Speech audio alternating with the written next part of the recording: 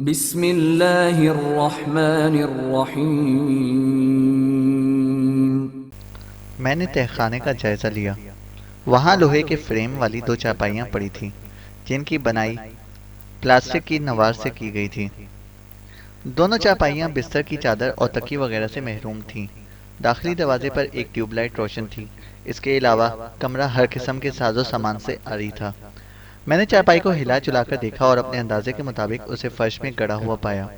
اس کا مطلب ہے یہ پہلے بھی اپنے قیدیوں کو ادھر رکھتے رہے ہیں۔ میں خود کلامی کے انداز میں بولا۔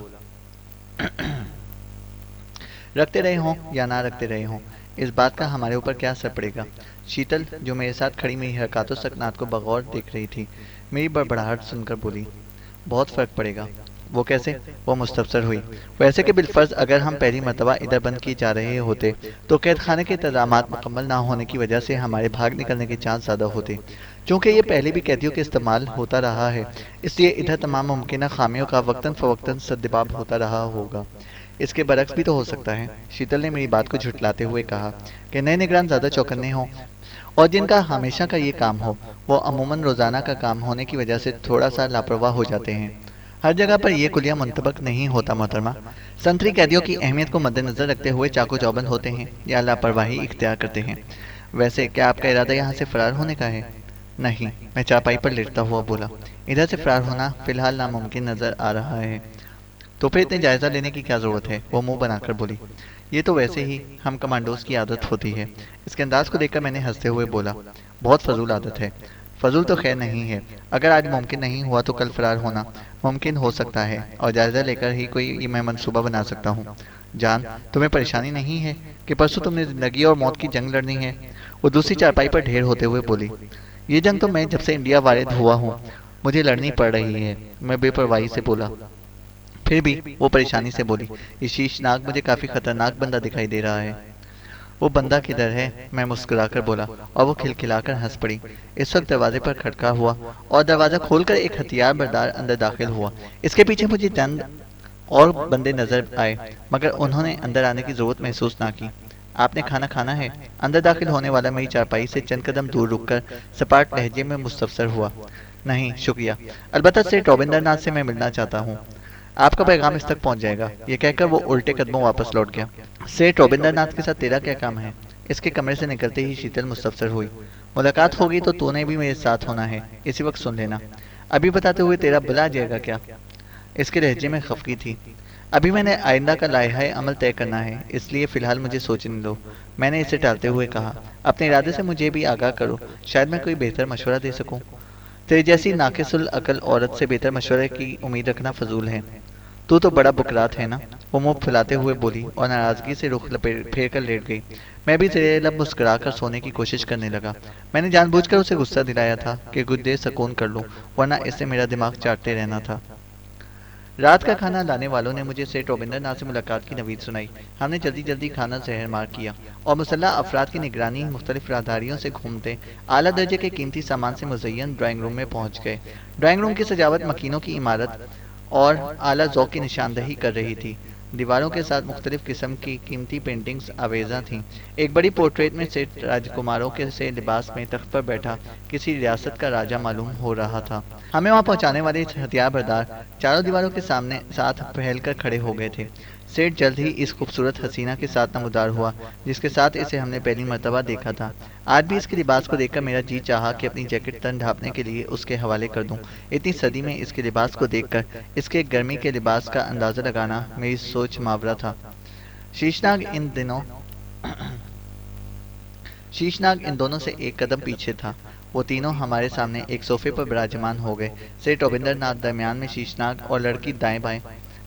عمر جان، سیٹھ روبندر ناتھ چند لمحوں خاموشی سے مجھے گھورنے کے بعد گمبھیر آواز میں بولا، تو نے ہم سے ملنے کی خواہش ظاہر کی تھی اور ہم نے تیری خواہش پوری کر دی۔ بولو کیا بات ہے؟ اس کے بولنے سے مجھے اس کی متکبرانہ فطرت کا اندازہ ہو گیا اور میں حد الوسع اپنے اندرونی ابال پر قابو پاتے ہوئے بولا، سیٹھ صاحب آپ بمبئی بلکہ بھارت کے بے تاج بادشاہ ہیں اور میں ایک عام سا فوجی۔ भारत आमद के बाद मेरे किसी फेल से भी आपके किसी मफाद को अदना सी ठेस भी नहीं पहुंची। मैं बेशक नादानस्तगी में भारत से सरकार का मुजरिम बन गया हूँ, लेकिन इस जुर्म पर मुझे अपने पास कैद करने की कम से कम आप जैसी असूली शख्सियत को कोई जरूरत नहीं होनी चाहिए। और जहाँ तक ताल्लुक है शीशनाग के भाई कोबरे का, इसके साथ मैं अपना दिफा की जंग लड़ा हूँ, जिसका हक हर इंसान बल्कि जानवर तक को हासिल है। अगर मैं इसकी रिहाइशगाह पर हमला करता तो बेशक कसूरवार था। इसके बाद भी अगर शीशनाग के दिल में मेरे साथ मुकाबले की कोई हसरत है तो इसी कोठी के प्लॉट में पूरी कर ले। इस तरह पंडाल में मेरा तमाशा बनाना और मेरे 2-3 दिन ज़ाया करना आप लोगों को शोभा नहीं देता। कहकर सेठ रविंद्रनाथ ने सवालिया नजरों से शीशनाग की तरफ देखा, जिससे मुझे महसूस हुआ कि मेरी बातें इसके जी को लगी हैं। डैडी, मैं नहीं मानता कि इसने खाली हाथों कोबरे को शिकस्त दी थी। इसने लाजमी इसके साथ कोई धोखा किया था।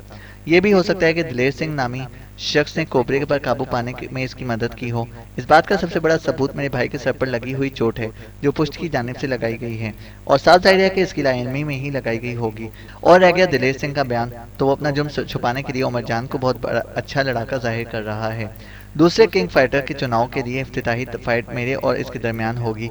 इस बात का ऐलान ज़ेर ज़मीन हलकों में हो चुका है। अभी यहाँ पर इस मुकाबले का मतलब है कि हमने इसे बेबस करके हलाक कर दिया है, और ये ताने मैं बर्दाश्त नहीं कर सकता। इसके पुरएतमाद अंदाज से यूँ लग रहा था जैसे मुकाबले में हर सूरत इसे ही कामयाबी होगी। इसका साफ मतलब ये था कि वो मुझे कमज़ोर समझ रहा था, और मेरे उस्ताद सूबेदार मुराद साहब के कॉल के मुताबिक ये बात मेरे हक में जाती थी। वो कहते थे कि दुश्मन को कभी भी अपने से कमज़ोर ना समझो और अपने मुकाबिल की हर नामुमकिन कार्रवाई के लिए तैयार रहो। जबकि यहाँ पर शीशनाग साहब मुझे बिल्कुल तरने वाला समझे बैठे थे। मैंने भी इसकी ये गलतफहमी बरकरार रखी। रविंद्रनाथ ने शीशनाग की बात सुनकर मेरी जानिब सवालिया नजरों से देखा, जैसे कह रहा हो, अब बताओ। इसके अंदाज में यही जाहिर हो रहा था कि मेरी और शीशनाग की लड़ाई से इसको कोई खास दिलचस्पी नहीं थी, और ये सिर्फ शीशनाग की जिद थी, जिसे इसने तुअन और करहन कबूल किया था। मैंने तंज़ीह लहजे में कहा, सेठ साहब, ये सूरत हाल रिंग में भी पेश आ सकती है। मैं रिंग में उतरते ही अपने आप को कमज़ोर साबित करने के लिए जानबूझकर गिर जाऊं, और देखने वाले यही समझेंगे कि इसे एसाबी कमजोरी की दवाई खिलाई गई है।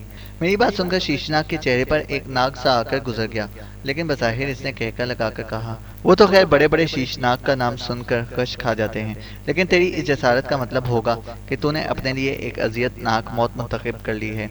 इसके साथ साथ तेरी आंखों के सामने तेरी इस बुलबुल का जो हशर मेरे बंदों के हाथों होगा, इसे देखकर तेरे हाथ सिर्फ पछतावा रह जाएगा, जबकि लड़ाई के रिंग में तू इज्जत की मौत मरेगा, या शायद हो सकता है सिर्फ शदीद जख्मी होने के बाद बच भी जाओ, और तेरी महबूबा भी बाइज्जत अपने घर पहुंचा दी जाए। मुझे पता था कि शीशनाग के खिलाफ रिंग में उतरना मेरा मुकद्दर बन चुका था, और इससे पहलू तय ही नामुमकिन थी, लेकिन मेरे इनकार में भी एक मकसद पोशीदा था, और मैं इसी मकसद पर आता हुआ बोला, ठीक है सेठ साहब, मैं कोबरे के भाई के साथ रिंग में दो दो हाथ करने के लिए तैयार हूँ, लेकिन इसके लिए मेरी 2 शराइतें हैं। क्या? वो दोनों बेज़बान मुस्तफसर हुए।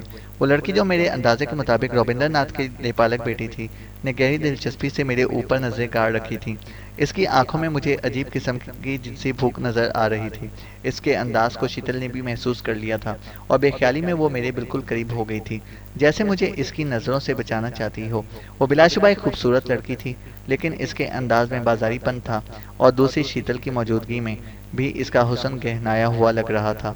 मैं इसकी निगाहों को नज़रअंदाज करते हुए बोला, मेरी पहली शर्त यह है कि शीतल को अभी अपने घर जाने की इजाज़त दी जाए। बिल्कुल भी नहीं। मेरी दूसरी शर्त के पेश करने से पहले शीतल मेरा हाथ मजबूती से पकड़ते हुए बोली, मैं तेरे साथ रहूंगी, तूने खुद वादा किया था। मगर नहीं, कतई कलामी करते हुए बोली, और मैं गुस्से से अपने होंठ भेज लिए। अच्छा, अब दूसरी शर्त बतलाओ, सेठ रविंद्रनाथ जेर लब मुस्कुराते हुए बोला।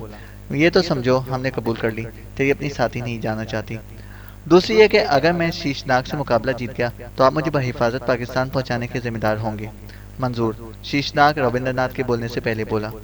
मुझे तुम्हारी नहीं, सेठ साहब की मंजूरी दरकार है। तुम तो इस वक्त अपनी किसी शर्त को पूरा करने के काबिल नहीं होगे।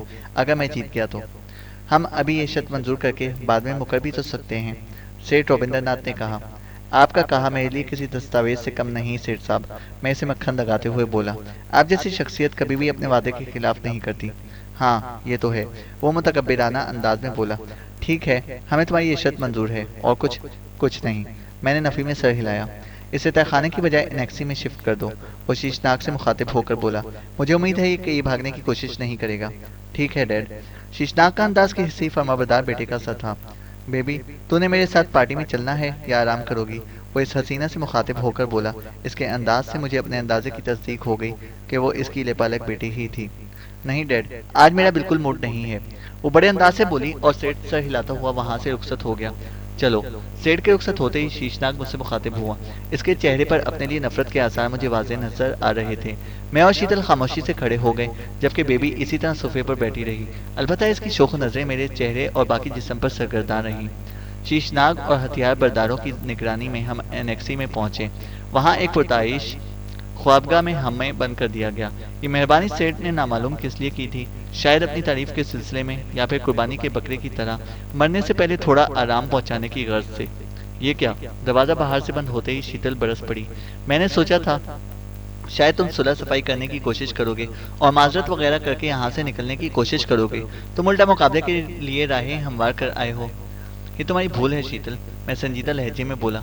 मैं गंडापुर हूँ। अगर शीशनाग आज दोपहर मुझे सिर्फ चैलेंज करके वापस आ जाता तो खुदा की कसम मैं इसके साथ मुकाबले के लिए इसके मुंतखब करता मुकाम पर जरूर पहुंचता। इलाही ये कि कोई हादसा मेरी राह में रुकावट बन जाता, क्योंकि हम गंडापुर दोस्ती और रिश्तेदारी तो भूल सकते हैं, दुश्मनी नहीं भुला सकते। जान, तुझे कुछ हो गया तो मेरा क्या बनेगा? वो परेशानी से बोली। तुम पागल हो, मैं जिंदा रहूं या मर जाऊं, हर दो सूरत मैंने तुमसे जुदा होना है। भूल है तुम्हारी, वो अजीब से लहजे में बोली। तुम जिंदा रहो या ना रहो, हर दो सूरत मेरे साथ रहोगे। मर कर कैसे? मैं मुस्कुराते हुए बोला। हिंदू औरत अपने मर्द के साथ सती हो जाया करती है। मैं तुम्हारा मर्द कब से हो गया? इसके लिए मुझे तुम्हारी इजाजत की जरूरत नहीं, वो तुर्की ब तुर्की बोली। हम रात गए तक गपशप करते रहे और इसके बाद लाइट बुझाकर सोने की कोशिश में मसरूफ हो गए। हल्के नीले रंग की रोशनी में ख्वाबगाह का माहौल बड़ा रोमान परवर हो गया था।